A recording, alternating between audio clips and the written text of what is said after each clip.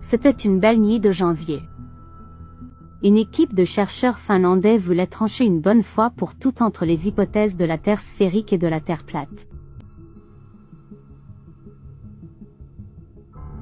Ils se sont lancés dans une mission pour réaliser un test au laser sur un lac gelé, le Näsijärvi, un lac de 32 km de long situé au nord de la ville de Tampere. Une équipe pleine d'espoir de réussir s'est réunie dans un café voisin pour la planification finale.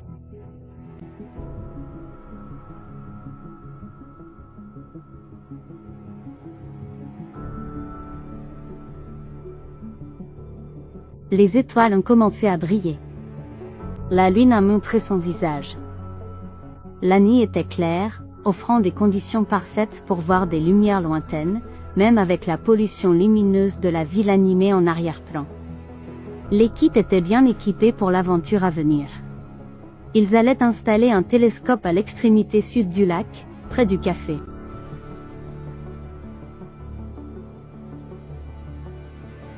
L'équipe s'est divisée en 3 groupes. Un groupe est resté au sud pour manipuler le télescope, les jumelles et les caméras afin d'observer et d'enregistrer l'événement.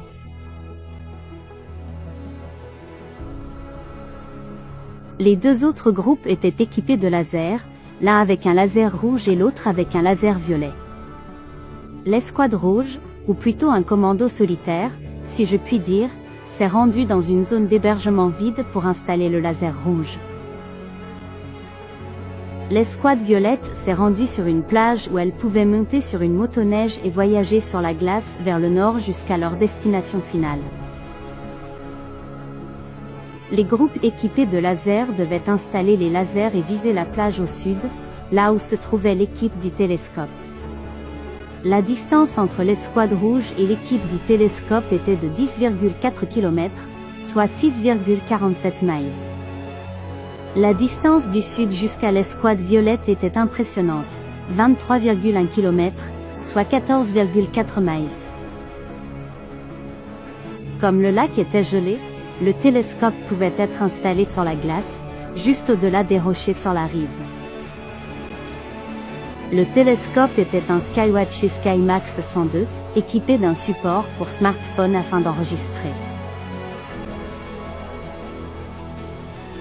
Le télescope était solidement installé à 88 cm au-dessus de la glace.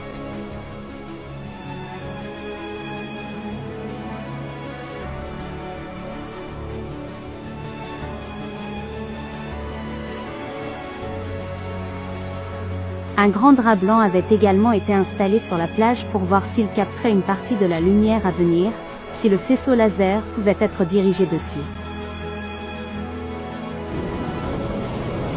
Alors que l'escouade violette était encore en route vers sa destination, l'escouade rouge était prête et le laser était installé pour un tir d'essai.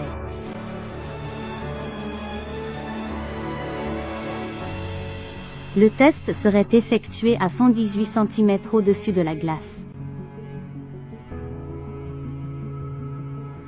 Le laser rouge était nettement inférieur au violet en termes de puissance, avec moins d'1 watt. Malgré cela, l'équipe était confiante que le faisceau parcourait la distance sans effort. L'équipe du télescope était prête avec son matériel.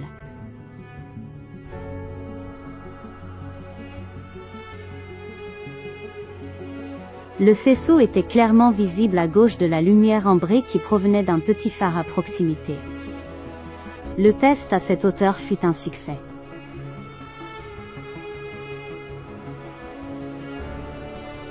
Il offrait un spectacle lumineux plus impressionnant au télescope.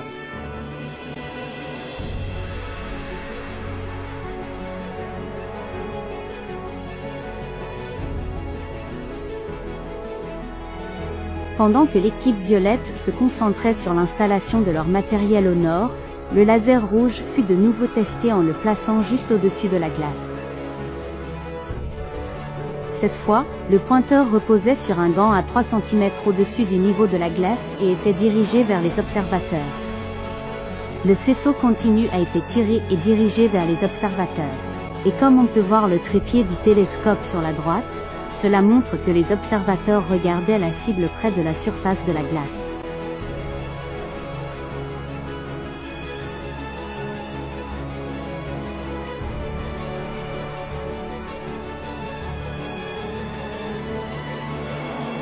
Le faisceau a de nouveau été parfaitement vu et enregistré avec le télescope.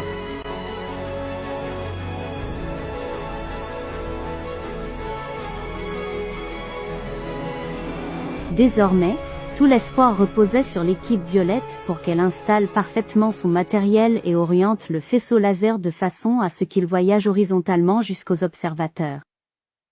La puissance de sortie du laser était de 1,6 watts, ce qui donnait un faisceau fort et facilement visible.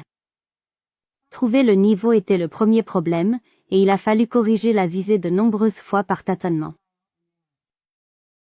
Un réglage parfait s'est avéré encore plus difficile, car le moindre mouvement dans une direction pouvait déplacer le faisceau de plusieurs centaines de mètres sur la rive opposée. Grâce aux lumières de la ville et à un faisceau visible, la direction pouvait être ajustée avec précision en regardant à travers des jumelles. Puis, une fois tout prêt, ils l'ont allumé. Le laser a d'abord été placé à 45 cm au-dessus du niveau de la glace pour éviter les éventuelles irrégularités de la surface.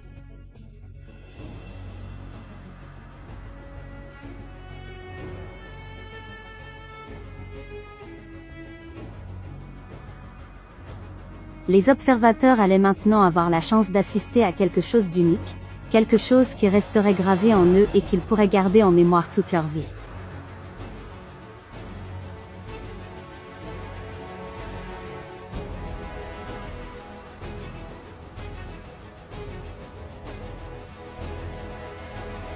Voici des images prises à travers le télescope. Le faisceau lumineux était parfaitement visible, et même à l'œil nu, il était encore plus brillant que le laser rouge qui se trouvait pourtant à moitié moins loin.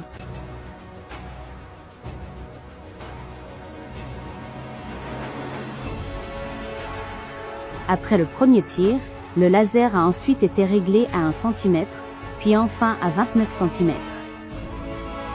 Tous les faisceaux étaient visibles depuis la rive opposée.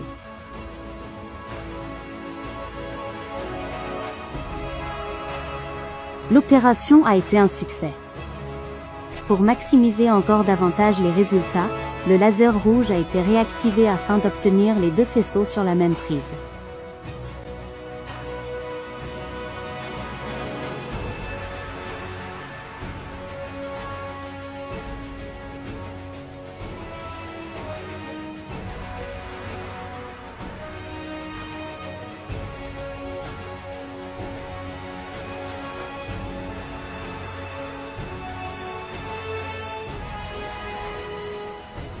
Cela constituerait une preuve supplémentaire que les faisceaux lumineux provenant des extrémités opposées du spectre lumineux, le rouge étant à environ 660 nanomètres et le violet à 405 nanomètres, pouvaient tous deux parcourir la distance sans difficulté, sans trop de diffusion.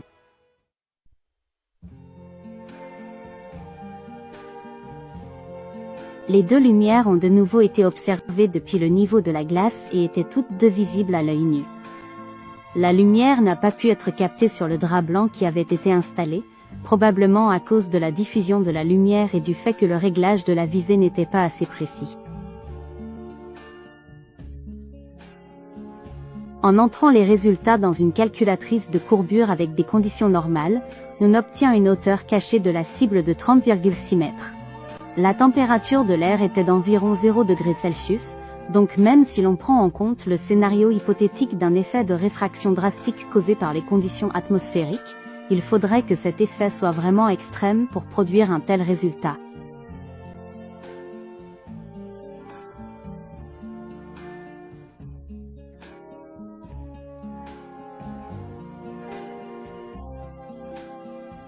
Monsieur Pythagore a une histoire à vous raconter.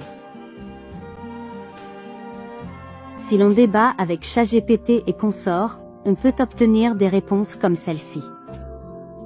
Il y a une forte inversion de température qui provoque des mirages supérieurs, courbant la lumière bien au-delà de l'horizon géométrique. Réfléchissez un instant à quel point cela paraît absurde, puis imaginez que ce raisonnement s'applique à chaque test au laser réalisé. En utilisant les calculs de la Terre sphérique et les sites célèbres d'Internet, les données recueillies semblent indiquer sans équivoque que la Terre est plate. Le test a été enregistré d'innombrables fois dans différentes régions du monde, et toujours avec le même résultat fondamental. La lumière voyage en ligne droite, et la Terre ne se courbe pas sous elle, pas plus que la lumière ne se courbe avec la Terre.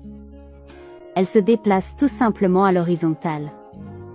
Et si nous ne pouvons pas voir quelque chose au loin, c'est à cause de nos yeux et de la puissance de la lumière, plutôt qu'à cause de la rotondité de la Terre.